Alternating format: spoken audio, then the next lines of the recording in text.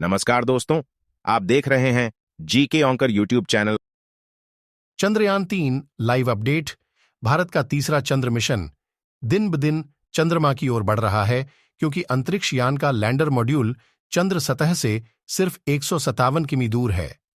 भारतीय अंतरिक्ष अनुसंधान संगठन इसरो ने शुक्रवार को कहा कि चंद्र मॉड्यूल ने शाम 4 बजे के आसपास पहली डीबस्टिंग से गुजरने के बाद अपनी कक्षा को 113 किमी 157 किमी तक कम कर दिया।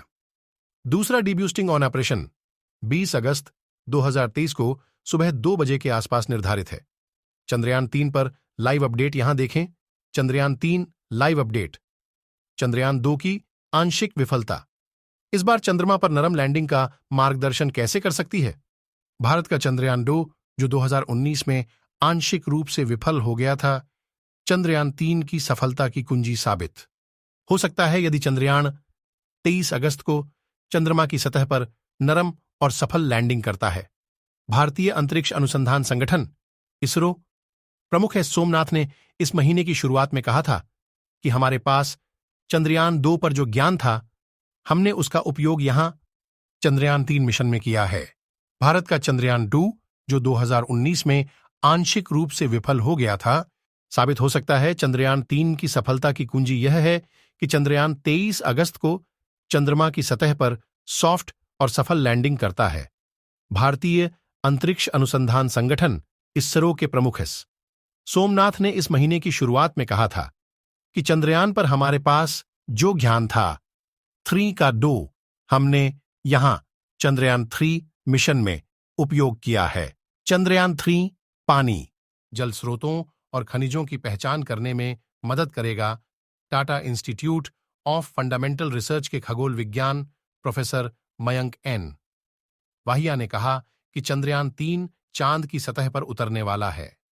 पहले चंद्रयान मिशन ने साबित किया कि चांद पर पानी है। चंद्रयान-2 मिशन में चांद के दक्षिणी ध्रुव पर लैंडर लगाना था, लेकिन चीजें ठीक से काम नहीं कर पाईं। चंद्रयान के लिए बेहद नाजुक मौका है। ऐसे में देशवासी दुआएं कर रहे हैं कि सब कुछ ठीक से हो। प्रोपल्शन से अलग होने के बाद अब लैंडर की अपनी प्रारंभिक जांच होगी।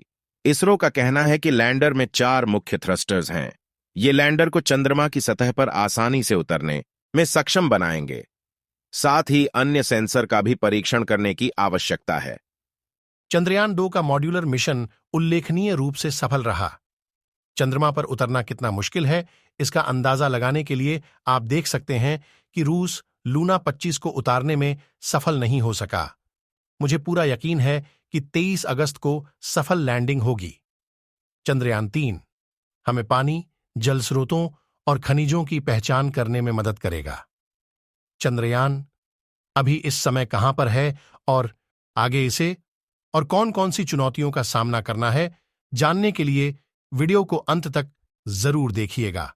दोस्तों, 17 अगस्त के दिन चंद्रयान के विक्रम लैंडर ने प्रणोदन मॉड्यूल को गुड बाय करते हुए कहा कि यहां तक के सफर के लिए शुक्रिया मेरे दोस्त, और इतना कहकर वो खुद आगे बढ़ गया। असल में यही वो पल था जब चंद्रयान-3 के लैंडिंग प्रोसीजर की शुरुआत हुई। लेकिन यह सब हुआ कैसे और कैसी यह प्रोसेस रही? पिछले अनुभवों से सीखते हुए अंतरिक्ष एजेंसी ने चंद्रमा के दक्षिणी ध्रुव की जटिलताओं से निपटने के लिए 24 घंटे काम किया है, जिसके बारे में कहा जाता है कि यह वर्षों से सूर्य के प्रकाश से वंचित है। यहीं से 23 अगस्त को यान की चंद्रमा के दक्षिणी ध्रुवीय क्षेत्र पर सॉफ्ट लैंडिंग का प्रयास किया जाएगा। आईएसआरओ के अध्यक्ष एस सोमनाथ ने कहा, लैंडिंग प्रक्रिया की शुरुआत में वेग लगभग 1.68 किलोमीटर प्रति सेकंड है, लेकिन यह गति चंद्रमा की सतह के क्षैतिज है।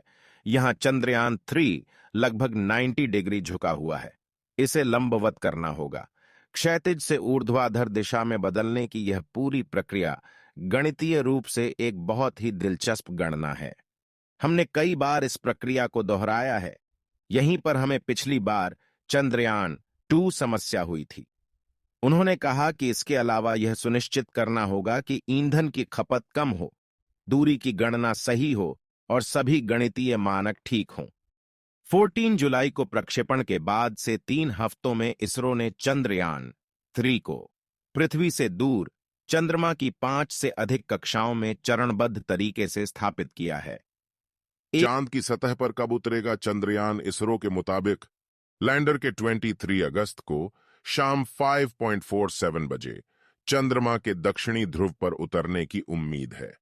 लैंडर चंद्रमा की सतह से लगभग 100 किमी की ऊंचाई से चंद्रमा पर उतरेगा। सॉफ्ट लैंडिंग एक जटिल मुद्दा है। सुरक्षित और बिना रिस्क का क्षेत्र खोजने के लिए लैंडिंग से पहले साइट की इमेजिंग की जाएगी। लैंडिंग के बाद 6 पहियों वाला रोवर बाहर निकलेगा। एक चंद्र दिवस की अवधि के लिए चंद्रमा की सतह पर प्रयोग करेगा। चंद्रमा का एक दिन पृथ्वी के 14 दिनों के बराबर है। चंद्रयान 3 को 14 जुलाई को भारत के हेवी लिफ्ट रॉकेट LVM-3 के जरिए पृथ्वी की कक्षा में स्थापित किया गया था।